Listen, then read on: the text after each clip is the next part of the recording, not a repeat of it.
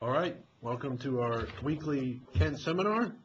Today we have a PhD student here that will be speaking, Pengcheng Shangguan. Maybe I mispronounced that. Pretty close. He'll be talking today about ground penetrating radar and its applications to asphalt and railroad ballast. PC has been here since 2010, so and he got his master's here in 2000. Excuse me, he's got a master's in 2010. Got a bachelor's from Southeast China University in 2008. So let's welcome PC to this afternoon.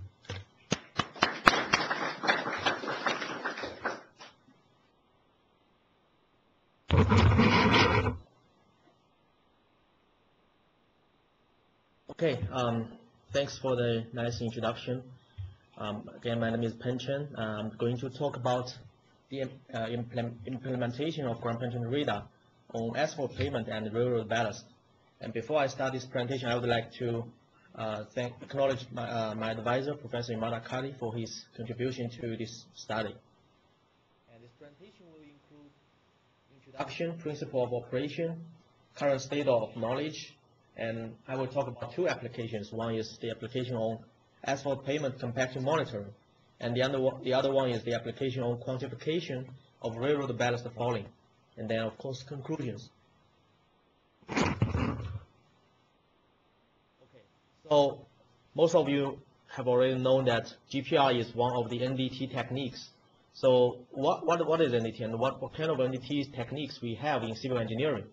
Well, I think almost all the NDT methods can be categorized into two categories or two classes. One is the mechanical wave method. One is EM wave, electromagnetic wave method, or EM wave method. So, for example, acoustic methods like chain drag or acoustic emission, which was talked about by Bezat last week, are all mechanical wave-based method. And also the stress waves like impact echo and ultrasonic are also mechanical wave-based. Then we have another category which is electromagnetic wave methods, like EM wave methods. And this figure shows you the whole range of EM wave from different wavelengths, from like 1,000 meters and to 10 to the minus 12 meters. And each range can have a name, and based on each range, we can have different applications of NDT. For example, if we make use of the range of infrared, we can have infrared camera to see the difference of temperatures when we're transporting the asphalt materials to see if there's any potential segregation problem. And we can, if we use the range of X-ray, then we can have X-ray radiography to check the internal structure of samples. And GPR is one of the EM wave method, and it resides in the range of microwave. And this is how GPR looks like. We have different types of GPR system. And this is air coupled, this is ground coupled. Air coupled can be placed above the surface without contacting the surface. And this ground coupled has to be contacting with the surface. And this air coupled allows us to drive really fast to take the data. In order to understand the GPR technique, we have to first have a little bit knowledge about EM wave and how EM wave propagates. Well, the most important thing we need to remember is the propagation speed is determined by this equation. Is determined by speed of light, which is a constant, divided by square root of dielectric constant of the medium. And dielectric constant of the medium is the single most important parameter for any medium that GPR wave travels in. And here's a table shows you some of the common materials, the dielectric constant values. For example, air has a value of 1, water has very high value of 81. And I will talk about how this water generates problems in our applications.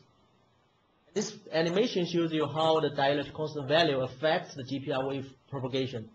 When we have a dry sand which has a low dielectric constant value, for example here it's 6, we're going to have very high speed of traveling of EM wave. When we have wet sand, as you see here, the water has a very high dielectric constant value, then we have a 15 and 25, then you're going to see slower and slower travel speed of EM wave. That's how the dielectric constant value affects the EM wave propagation. This animation shows you how the air-coupled GPR system works. These two orange boxes are the antenna of the GPR system. It sends out the EM wave down to the Earth. Then it's going to reflect it back by the surface of the first layer, and also the interface between different layers. And then the signal got transferred to this data unit collection, and we can see the signal in real time and analyze the data. And I would like to mention that here, if we have a higher density of asphalt pavement, like during the compaction, we have more and more compaction paths, we're going to have higher density. Then if we have higher density, we're going to have higher dielectric constant value. If we have higher dielectric constant value, we're going to see higher reflection amplitude. Excuse me. In the first of the surface reflection. And we can look at the surface reflection and monitor how the density changed during compaction. And that's what I'm going to talk about later in the first application. We can apply GPR on different applications. For example, we can measure the thickness of pavement. And as you can see here in this figure, we can see clearly the top is the surface of the layer, and then we can see the bottom of the AC layer, of course, here. And by using some simple calculation, we can get the thickness of each layer. We can also use it to locate the reinforcements, like rebars. And these parabolic shapes corresponds to the location of the rebars. We can also use it to estimate the density of asphalt pavement, and we have a previous student working on it as his PhD thesis. Basically, we just drive this van and do the continuous survey. We get the raw data, and we get the dielectric constant profile. By the way, this epsilon is the dielectric constant value.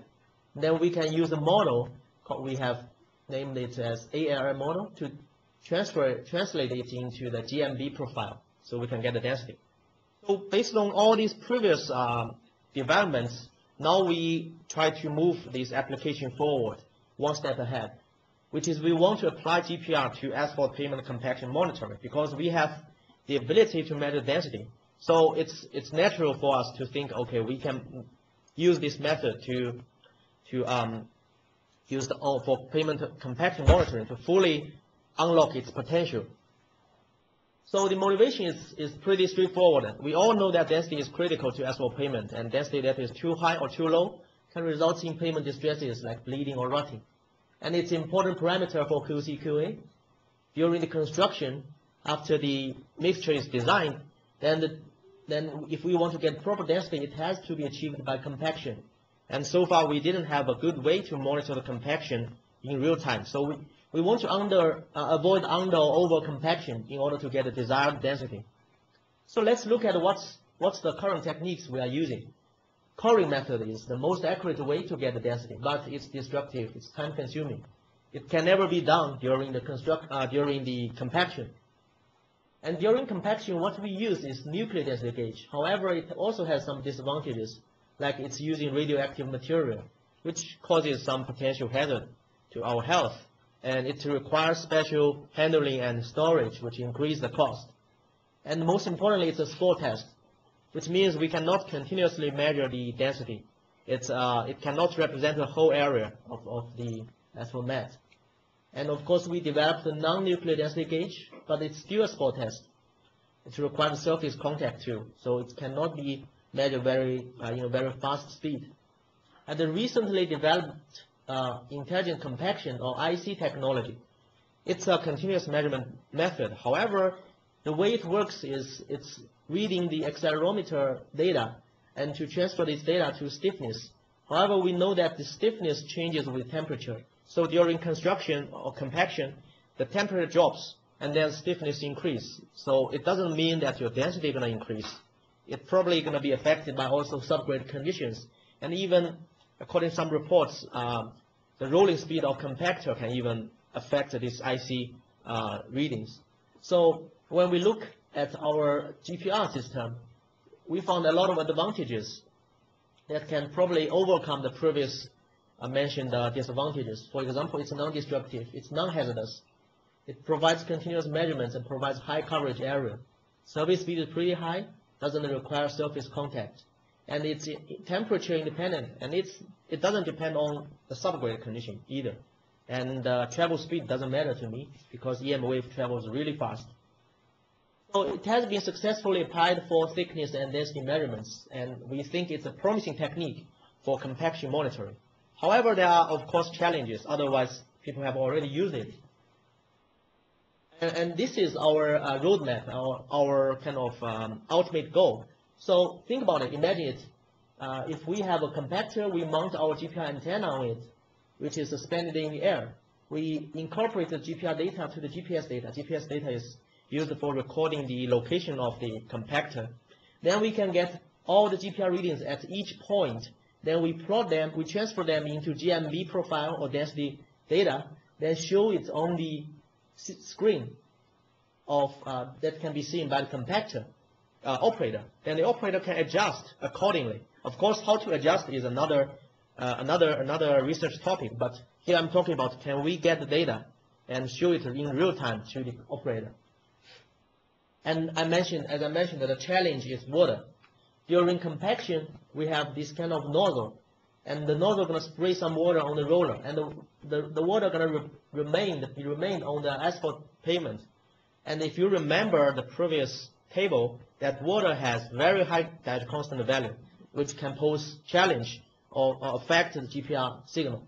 So the challenge is we have effect of surface water, and what's added to the challenge is the amount of water is unknown, so we cannot use some sort of statistical correlation method to adjust this effect. Instead, we have to deal with unknown amount of water and try to develop technique to deal with whatever amount of water remain on the surface and still get a density.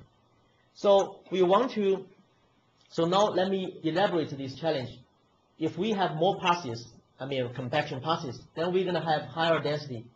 Then we're going to have higher reflection in signal, which is the parameter we used to monitor the density change. But if we have more surface moisture, we're going to also have higher reflection in signal. So these two effects are kind of mixed together and coupled together, which makes it really hard to distinguish one from the other. And so before we really dive into this research, we want to know if this effect of water are going to mask the effect of density increase. If it is, then we're not going to really get into this because we know it's probably impossible. But we did some preliminary tests, and we changed our hardware, and we collect data when the compactor goes away after each compaction pass. We found this figure, and this axis is passing number of compactor. This y-axis is normalized feature value, which is basically the surface reflection amplitude. And what we found, it gives us pretty reasonable results, pretty similar to the compaction curve. Although we know that this curve is a combination of density increase and the moisture content increase, but we can still see the trend is reasonable. So we decided the preliminary test results tell us that it's doable. But of course, we're gonna do some work. And finally, we want to change this figure to this figure, which is we have x-axis as a passing number and the y-axis as a density, in terms of either air void or the percentage of GMB over GMM. So the scope is we want to study the effect of water and develop some algorithms to eliminate this effect, which is even more important than understanding the effect. And the approaches I use is computational simulation, together with laboratory experiments and together with field tests.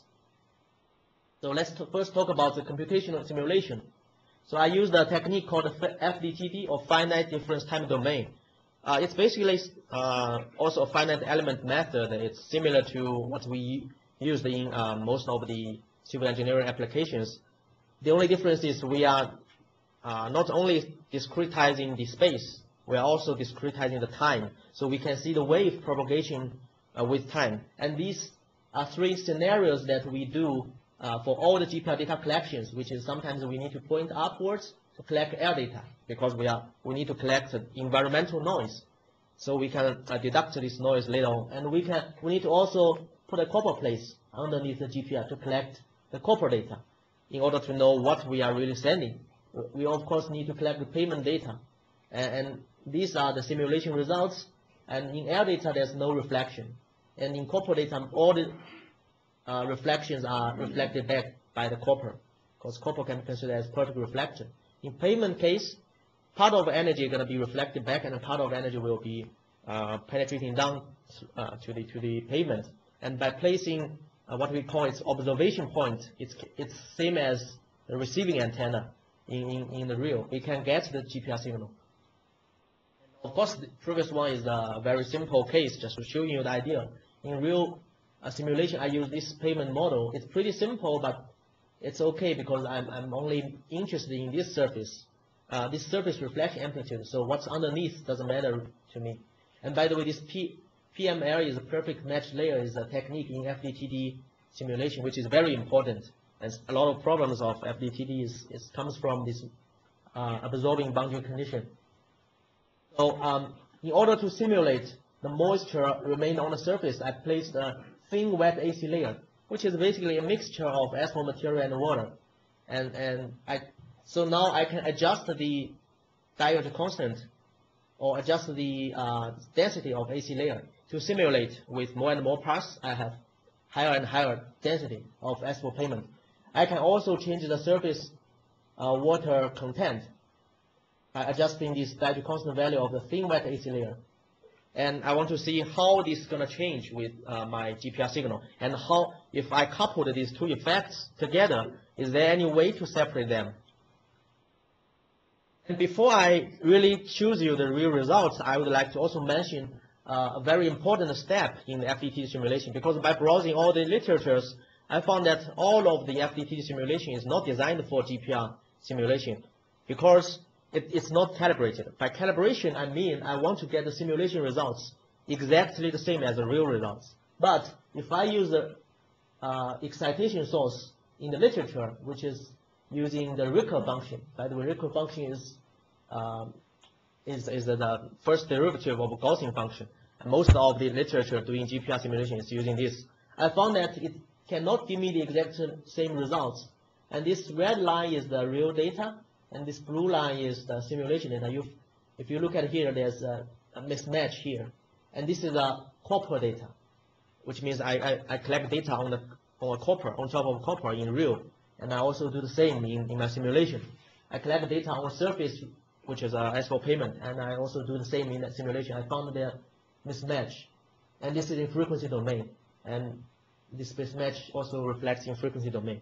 So we have to develop a better excitation function to make my results reasonable, because otherwise any simulation doesn't make any sense, because you didn't calibrate at the first beginning.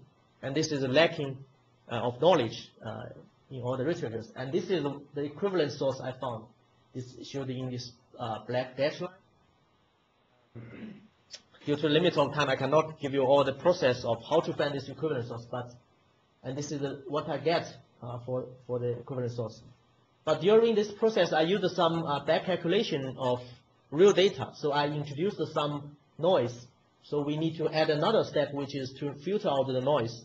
So I use a wavelet transform to filter out the noise. This is the original signal, it's noisy. Then I can separate some noise out, but this one still contains some noise. So I just decompose this one again. I get noise and cleaner signal, noise and cleaner signal, and finally I get some smooth signal. And as you can see, this is before denoising, showed in the blue line, and this is after denoising, and surface reflection, copper reflection.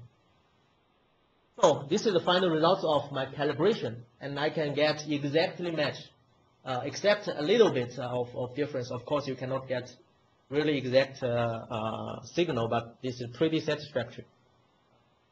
So I can use now this excitation source as a calibrated, as it has already been calibrated, and I can trust my results from this point on. I'm ready to apply this FDT simulation. And first of all, I check if I can use this excitation source to get very good diode constant value, because this is the most important parameter for all the GPR applications, and this is the results. Even before the denoising, I can have very high accuracy, and after denoising, this accuracy is pretty even higher. And I use the value collected on this test section, which is outside the TOL building. Okay, now this is the most important part.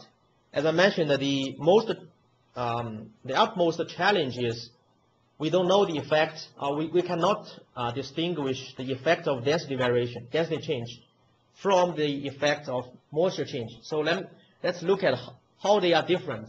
Well, if you look at time domain, you cannot see any difference because both of these two effects going to increase the amplitude. But if you transfer them into frequency domain, I first did that in simulation.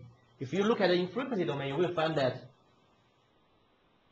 if I have a lower density, then I'm going to have a lower density constant value. If I have higher density, I have higher density constant value. Then you're going to find that this amplitude is going to change over all the frequency. It's relatively even. This increase occurs on the entire frequency range. I did it in the real life. It's also the same trend. And you can see the simulation matches the real very well. But if we increase the moisture content, we will find that, of course, the amplitude is going to change. But the curve have a different behavior, which is most of the increase changes happens at the higher frequency part, let's say from 1 gigahertz to 3 gigahertz. So this, I call it frequency selective effect, which means the amplitude increase occurs only at a higher frequency range. So what can this tell me? This tells me that, okay, the lower frequency components will be changed if the density change, but it will not be changed if my moisture content change. So I can make use of this part of information and throw away this part of information by keeping only the density change, but not the moisture change. I also did some tests in laboratory experiments in order to verify the simulation results. I sprayed some water underneath, and I first collect data on the dry pavement before I spray in water. Then I spray some water, then the water evaporates, then I collect data every 1 minute. By the way, this experiment is done by in the summer, when it's very hot, not like these days. So I can capture the signal change due to the moisture content change, and I found a similar trend, which is most of the increase happen at higher frequency components, and lower frequency components doesn't change. So based on this frequency effect, selective effect, I can apply a bandpass filter. So if I use the laboratory experiments, I get these results. I apply a bandpass filtering, and my goal is I want this parameter or amplitude stayed around 100% without any change, even I have different moisture content, because I'm only measuring the same spot, and I should get the same reading of density. That reading shouldn't be changed or affected by the moisture content change. So at around 40 minutes, it's completely dry, so all of the curve is close to 100% when it's dry and dry. But if you don't do any signal processing, then at the time of the spray water, the amplitude is going to change, raise about 6%, and then becomes it's drier and drier, then close to the dry pavement condition. But if I use a filter, I can control this parameter stay around 100% with 1% error. And I apply this algorithm in the field data collection, and I can kind of adjust this curve to a lower curve.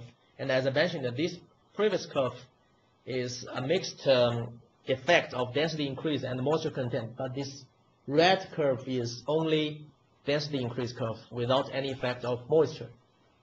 So we did some we developed a software that can process the data in real time, and we do some data collection in the field, and all of these say shows the same trend, which is in the first several compactions the increase is dramatic, then the increase becomes gradual, which is make perfect sense. And we also do some measurements after the construction. We measure thickness, density, and air void. And if they allow us to take course, we'll take course. Then of course, we can compare the results with nuclear density gauge. And we found in one project, this is the result for one project. For the 3 mixtures, we have higher accuracy using GPR as compared to using nuclear density gauge. So the conclusion for this application is, yes, GPR can be applied on asphalt pavement compaction monitoring. And we discovered this frequency selective effect of surface moisture on GPR signal. And the effect of water can be distinguished from the effect of density. And this effect can be eliminated by a signal processing technique. And density estimation using GPR is accurate. Okay, so now let's talk about the second application, which is also something I did for my research study, which is to use GPR to quantify the railroad ballast falling condition. First, let me introduce what's ballast. Ballast is this uniformly graded large aggregate that supports the ties and the rail structures. It's pretty important because it provides the support to the structure, provides the drainage capacity, reduce frost problems, and also it can absorb some noise. However, when the clean ballast is a uniformly graded large aggregate, which have the high air water content, with time this aggregate is going to be fouled, the ballast is going to be fouled. And this phenomenon is called fouling. And this fouling materials is the small particles that fills the air-water space. And the particle can come from the ballast breakage itself or come from some penetration from the subgrade too. So we need to first know what is the fouling condition, and then we can plan our maintenance work. But currently there's no good way to do it very efficiently. So we propose this GPR technique to collect data. However, when the data collection is pretty fast, you can drive very high speed. You can collect 100 miles in 2 hours, but interpretation of the GPR data probably going to take a longer time. And a lot of times the data interpretation is very user dependent because there's no clear interface in most of the cases between the clean and fouled ballast. And it has very complicated backscattered happened during the propagation within the ballast. As you can see, because the ballast size is pretty large, and this ballast cannot be considered as homogeneous material as in pavement. So the EM wave propagation within this medium is really, really complex. And as I mentioned, it's subjective to the user, the interpretation. So we want to develop some algorithm that can overcome all these disadvantages. Even there's no clear interface, we still want to know the fouling condition. And we want this algorithm not dependent on the interpreter. And we also want to use the algorithm to automatically process the data, so it can be much faster than a human do. So the fundamental difference between clean ballast and fouled ballast in terms of GPR images is we found we call it a scattering pattern, which means that if you have large air void within a clean ballast, you're going to have dramatic scattering happen. But if you have small air void, because air void was filled by the fine materials, because think about an extreme case, if all the air voids was filled by the same aggregate material, then it's going to be a whole piece. There's no scattering. So this will be there will be much less scattering pattern. And this is a medium, moderately fouled ballast. So we found a fundamental difference. How do we make use of this difference and to classify this, let's say this is 40% fouling, or 30% fouling, or no fouling? Well, we try to find a word to describe this difference, and the word we found is texture. So why do I want to use this texture? Because if we describe this difference as texture difference, we can transfer this GPR data interpretation problem to another domain, which is in computer vision. There's a lot of algorithm to deal with different textures, to classify the textures, to retrieve the textures. So we can use a lot of algorithms that's already existed in the computer vision in order to solve this problem in civil engineering. So different scattering pattern results in different texture pattern, and we can differentiate the texture patterns because this is related to air void, and this air void can just determine the ballast fouling condition, and that's the logic flow. And my algorithm is actually inspired by Google image system.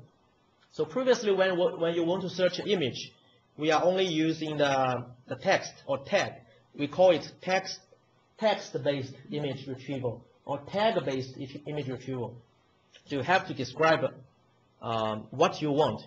But now if you have a figure or if you have an image, you can directly drag this figure into the system. The system gonna judge, okay, what information is contained in this figure, and it return you all the similar figures. So what it's returning is actually a ranking. The ranking of the database by the similarity of the query image to all these images in the database. And this system is called a CBIR system, content-based image retrieval. It's a new system. So I was thinking, why don't we develop a similar system that if we have a query GPR image, just like this image, if we can develop such a system, a similar CBIR system, then it's gonna give me also the ranking for all the similar images in the database. But in the database, I know the falling condition. So in that case, I put in input a query image, then I'm gonna output, okay, the most likely it's 30% falling, probably 20% falling, not likely 0 or 10% falling. So I want to develop this system and output the standard images with known falling conditions. And this system is our goal. But of course, our system cannot be as complex as this because they are using multiple features. For example, if you look at this figure and this output, they probably are using, for example, the color of the hair, or the shape of the face, or the color of the eyes, or even the texture of the coats. And here, as I mentioned, the key difference is texture. So I'm only interested in this texture feature. So in order to develop this algorithm, I collect some data in the lab, and I have different falling conditions. I collect data at different falling levels, from 0% to 40%, and I use this GPR data, or GPR antenna, to collect data. And I follow the same procedure of CBIR system. Of course, there are different algorithms for each step, but mainly all the CBIR system follows this procedure, which is a two-step procedure. First is feature extraction, then the similarity measurements. So here I designed this framework is like this. First of all, I have standard signals. I know the falling condition for each standard signal or each standard image. I go through this feature extraction. I extract the signatures or features. And then if I have query GPR signal, I do the same feature extraction. I generate a signature. I compare this signature with all the signatures in my database. And how do I compare them is also another challenge. I have to also develop some algorithm to do this similarity measurement. Then my ultimate goal is to find the best matched standard signal, which is most similar to this signal, query signal, by finding the smallest distance of the output of this step. And then I can know the falling level because I know all the falling levels in my database. So here's the results. This is the method I'm using, and this is the results of the successful retrieval rate. Successful retrieval is can be explained by this. If I have a scan collected at 10% falling, then I pretend that I don't know the falling condition. I just input this query image into my system. Then if the system tells me, okay, it's corresponding to 10% falling, then, okay, I know then it's a successful retrieval. Otherwise, it's an unsuccessful retrieval. So these are all the falling levels, and average retrieval rate for this first, which is the method I developed, is 93%. By the way, this method is developed by me in 2010 when I'm a master student, and this is the results of this year, 2013, previous year. So as you can see, the average retrieval rate is 93%, which is pretty high. So conclusions, we developed a new data processing technique to interpret GPR data collected from railroad ballast, which is previously very hard to interpret. And falling conditions can be accurately obtained by evaluating the texture of GPR images following the CBIR text procedure. And the algorithm developed in this study is pretty efficient in computational time. We can maybe process the data like 10 miles takes less than 10 minutes. Very efficient. And if I keep improving this efficiency, I probably can do it real time, which means you can collect data and process the data, maybe with 1 or 2 seconds of lag when you do the GPR survey. So, and most importantly, it's processing the data automatically and without any user dependency. So different interpreters gonna have the same results if they input the same parameters. Whereas previously it's all judged by human, and it's very depending on the interpreter. So with that, that's it for the presentation. I'd like to acknowledge all the supports from IDOT and AAR, which is Association of American Railroads, and overall paving company, cross construction company, and all the staff and students at the ICT Center. Thank you. I'd like to take any questions.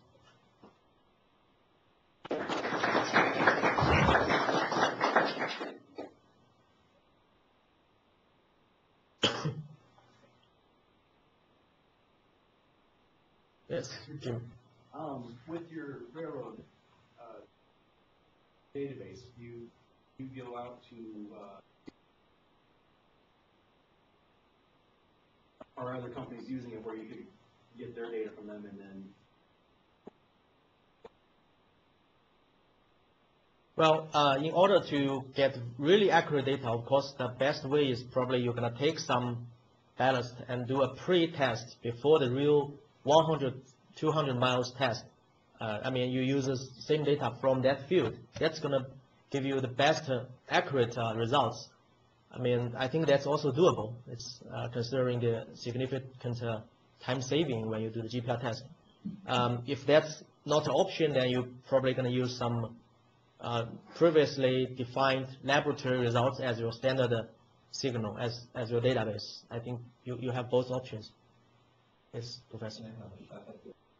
Yeah, of course.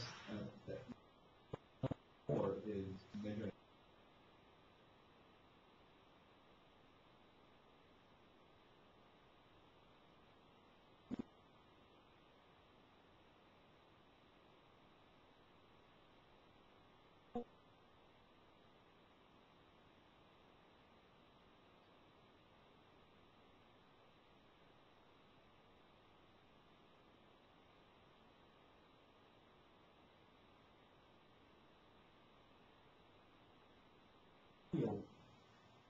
Is we collected data,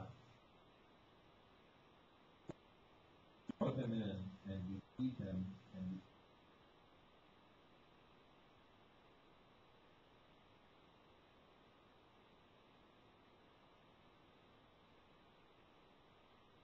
and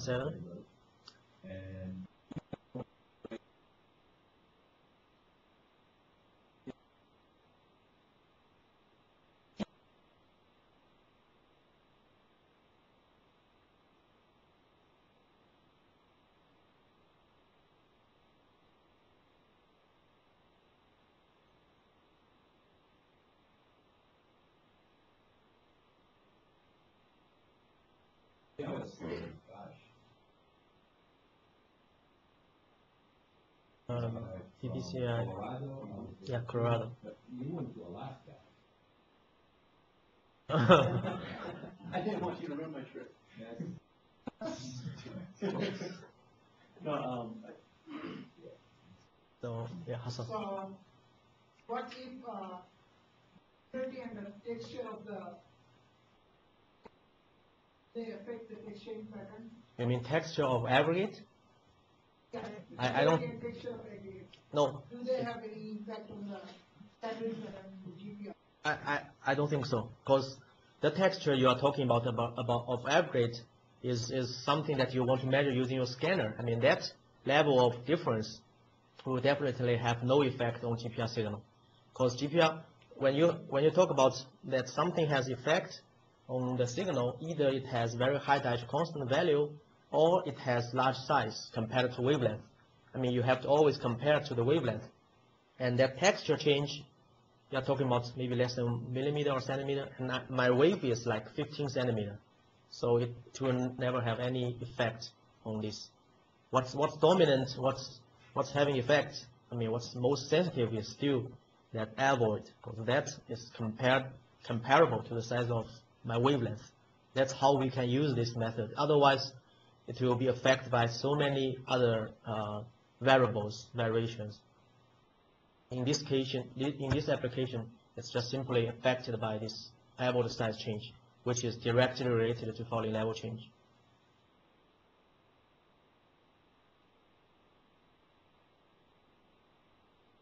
Right. For example, if you change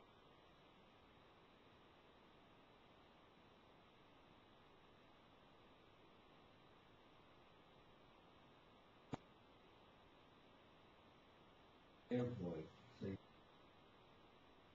Right. so if you look at the back,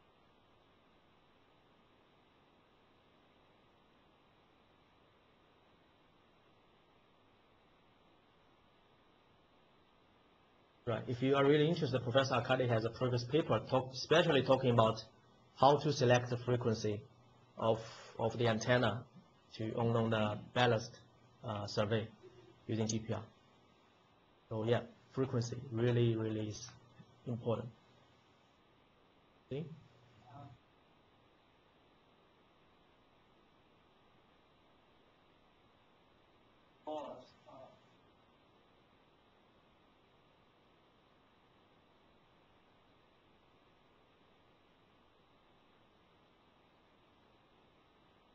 Ballast is clean, there are more black spots in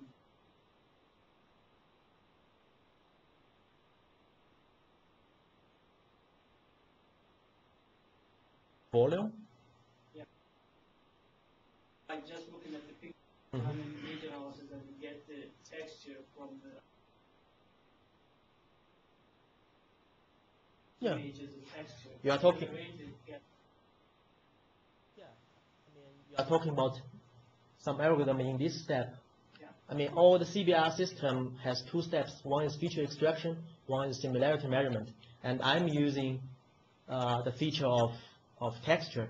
And you are talking about another feature, which is probably maybe more quantitative than this. Yeah, I think yes. I mean, there should be existing algorithms already in maybe computer visions or other area that's ready to be implemented. But yes, you can. But the more important thing is you have to make sense out of the texture, because you can have different texture for even you adjust the parameters. So you have to always compare your texture to the fouling level, the standard in the database. I mean, otherwise, this texture doesn't mean anything to you. You have to always compare texture fouling, then you know, okay, this value means this. That's how we can use these techniques in our application.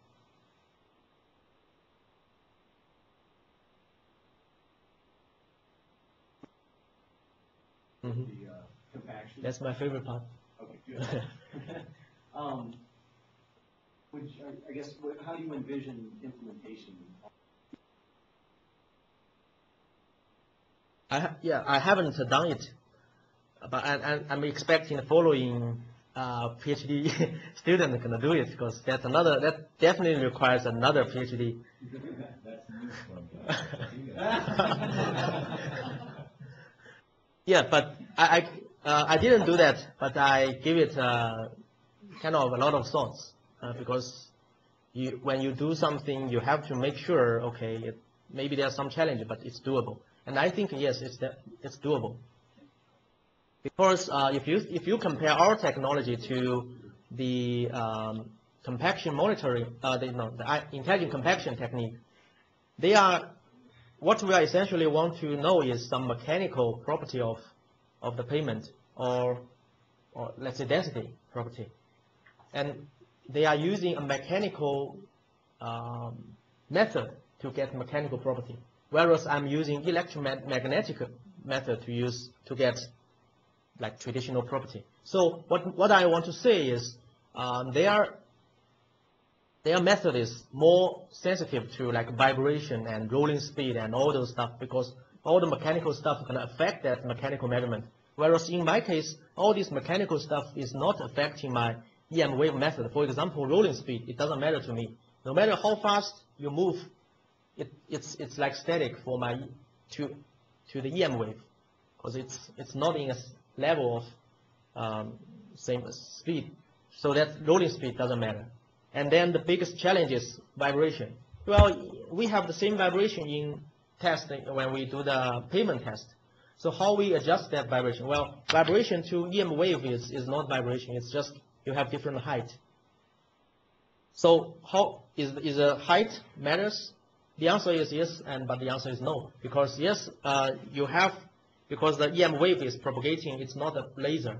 It probably have a little bit angle. So you're going to have maybe smaller reflection when you have a higher amplitude. That's why we need a copper plate put on the pavement to get exact reflection at that height. So we can always adjust this reflection compared to the copper reflection at that height. So what we can do is, for example, we mount the antenna on the van, we can kind of make the van like vibrate up and down, put a copper plate there. So in the data processing, I know, okay, at this height, I get a higher reflection from the copper. At this height, I have a lower reflection at this height. So I will always compare my reflection at different height to the perfect reflection at different heights. So same, we can do the same for the compaction monitoring. We first collect some data in the field on the copper plate, then we always compare to the reflection at the same height. So that vibration doesn't matter to me. The only thing I'm worried about is if it gets a little bit tilt, then probably it's going to change. I want to quantify that, how much effect that's going to be, but I don't think that's going to be much because, as I mentioned again, it's not like straight laser. It's an area. So you are talking about like you are measuring this square root area, a square area or this square. There's probably going to be a little difference, but that's something Shan need to look further. I don't want to say too much because that's a lot of work. Sounds like Shan will kill me.